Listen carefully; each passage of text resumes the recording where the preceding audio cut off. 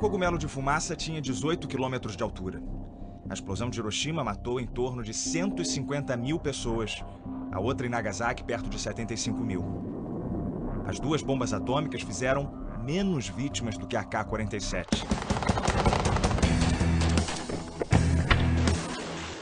Esse fuzil mata, na média, cerca de 250 mil por ano. A de automática, K de Kalashnikov, sobrenome do inventor, e o ano de fabricação na União Soviética, 1947. A AK-47 é a senhora da guerra, a arma mais letal e mais produzida da história. O livro dos recordes estima que haja 100 milhões no mundo, uma para cada 70 pessoas. A AK está no colo dos fortes, dos analfabetos, dos ditadores e das crianças soldado. Ela é a arma de mais de 50 exércitos nacionais, de guerrilheiros, de terroristas.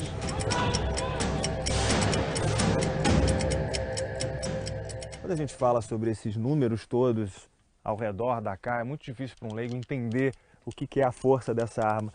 A gente só consegue ter uma noção de toda essa potência num estande de tiro, numa situação em que a gente vê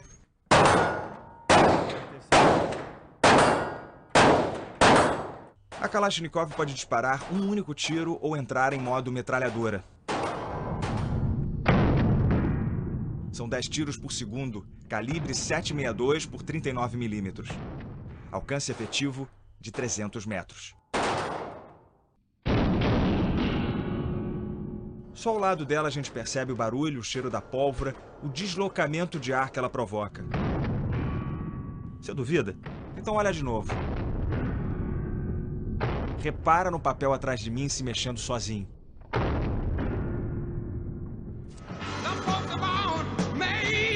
A AK só provou seu potencial na Guerra do Vietnã, quando a União Soviética deu a sua invenção aos Vietcongs do Norte e os Estados Unidos apoiaram os vietnamitas do Sul.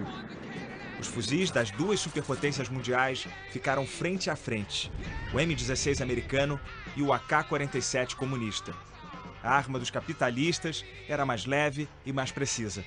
Autoridades americanas chegaram a zombar das Kalashnikov. Mas a M16 sofreu naquele terreno pantanoso. Começou a emperrar. A AK-47 não.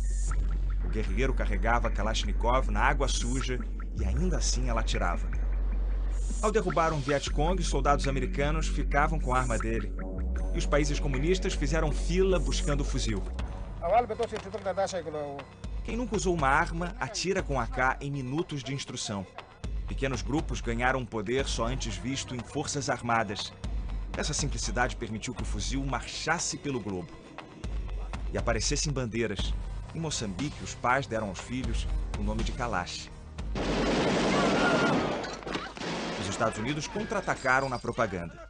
Os americanos cresceram vendo a AK-47 na mão do bandido.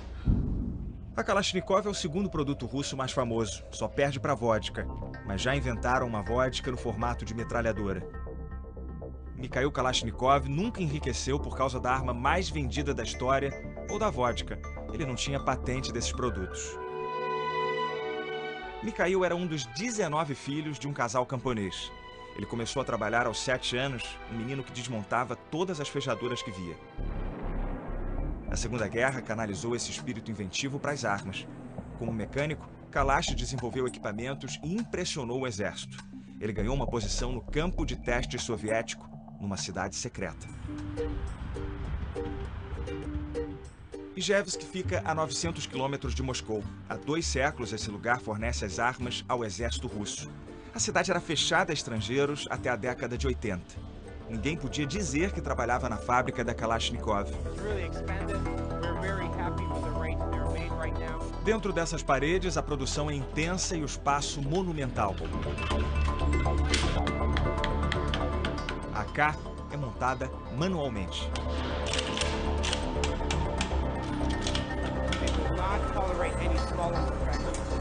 O que ele está explicando aqui é que essa grande quantidade de mulheres trabalhando, ela está ligada aos setores. Esse aqui é um setor de controle de qualidade, então ele diz que as funcionárias conseguem ver pequenos detalhes, pequenos problemas nas armas, e é um trabalho de concentração que elas desempenham melhor do que os homens. A União Soviética compartilhou a AK entre os países comunistas. Mais de 10 ganharam licença de produção. Essas AKs viraram um Frankenstein, uma base russa, um barril sérvio, um cartucho búlgaro. A capacidade de intercâmbio de peças e a durabilidade facilitam o contrabando. O porta-voz da Kalashnikov diz que as AKs do mercado ilegal vêm sobretudo da China, hoje a maior produtora. Os chineses exportam sobretudo para a África, onde são desviados para rebeldes. Já a maioria das AKs usadas nos atentados em Paris saiu dos Balcãs. A gente está vendo aqui algumas das incontáveis homenagens que o Kalashnikov recebeu. São condecorações das mais diversas do governo soviético por todas as armas que ele construiu na sua vida. Mesmo depois do fim da União Soviética, a Rússia continua tratando Mikhail como herói. Ele ganhou agora em setembro, 3 anos depois da sua morte, uma estátua de 9 metros em Moscou.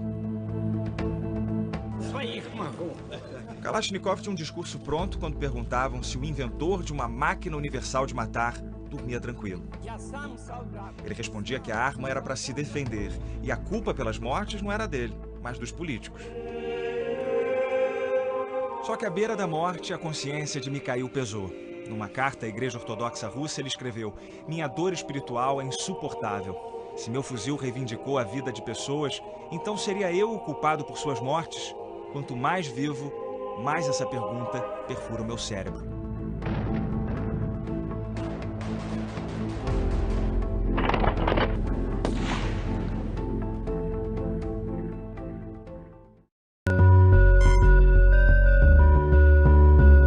Rocinha, 1989. O traficante Naldo é flagrado atirando com um fuzil. A arma até então pouco conhecida no Brasil, a imagem foi um marco, um anúncio de que o Rio de Janeiro viveria décadas de muita violência. Na cidade, os bandidos começaram a usar armamento de guerra antes da polícia. O Rio é a única cidade no Brasil e uma das poucas cidades no mundo onde há uma presença massiva e universalizada de armas longas de guerra dentro de áreas urbanas. A arma mais vendida no mundo é a preferida dos traficantes cariocas, o fuzil AK-47. Criminosos preferem esse tipo de arma, inclusive pelo fato de depender de menos manutenção. De 2014 até agora, a Polícia do Rio tirou dos bandidos mais de 1.300 fuzis, média de 1 por dia. Só neste ano já foram mais de 300. O AK-47 é o segundo tipo de fuzil mais apreendido por aqui. E tem nos preocupado também o número de munições de fuzil apreendidas no crime. Quando a gente olha os fuzis apreendidos, eles são por volta de 5, 6% de tudo que se apreende de arma no estado do Rio de Janeiro. Mas quando a gente olha munições, nós fizemos um levantamento que mostra que as munições de fuzis chegam quase a 1/4 do que se apreende de munição. Esse é um dos depósitos de armas apreendidas pela Polícia do Rio. No fim da década de 1980, os primeiros fuzis foram encontrados nas mãos de bandidos. Já faz aí quase 30 anos. Hoje, os investigadores dizem que os traficantes daqui têm mais fuzis do que todas as forças de segurança do estado. Os fuzis não estão somente nos confrontos nas comunidades. Até em assaltos a padarias e barraquinhas de cachorro-quente eles têm sido usados. Os traficantes investem pesado. Na fábrica, um AK custa em torno de R$2.000. No mercado clandestino, a arma sai entre 50 e 70 mil reais. A Secretaria de Segurança do Estado não fala sobre a quantidade de fuzis que está nas favelas. Afirma que são informações sigilosas. Nós percebemos que o poder de fogo dos criminosos no Rio de Janeiro aumentou muito. Isso é muito mais crítico para a população que fica no meio desse fogo cruzado com uma arma que tem um poder de letalidade muito maior. Por isso também que o Rio de Janeiro é campeão mundial de bala perdida. Os baleados na Rocinha, por exemplo, são trazidos para este hospital público, o Hospital Municipal Miguel Couto. Este aqui é o setor da ortopedia. E bem aqui, a gente pode ver algumas radiografias de feridos nos últimos confrontos. 2 pessoas foram atingidas por tiros de fuzil. Uma delas é um traficante. Ultimamente, a gente tem visto um número crescente por lesões causadas por fuzil. Qual o estrago que um tiro de fuzil provoca no organismo? Ele destrói todos os tecidos.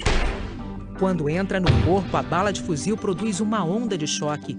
E o impacto destrói estruturas importantes como músculos, veias, artérias e ossos. A grande maioria que é baleada, ela não chega com vida ao hospital, não é isso? Exatamente, porque se elas são atingidas em áreas vitais, não dá tempo. O estrago, a destruição é muito grande e não dá tempo. Esta semana, o Senado aprovou um projeto de lei que torna crime hediondo o porte de armas de guerra, como o fuzil AK-47. Se a proposta for sancionada pelo presidente Michel Temer, os condenados terão que cumprir pena em regime inicialmente fechado, sem direito à fiança, anistia ou indulto.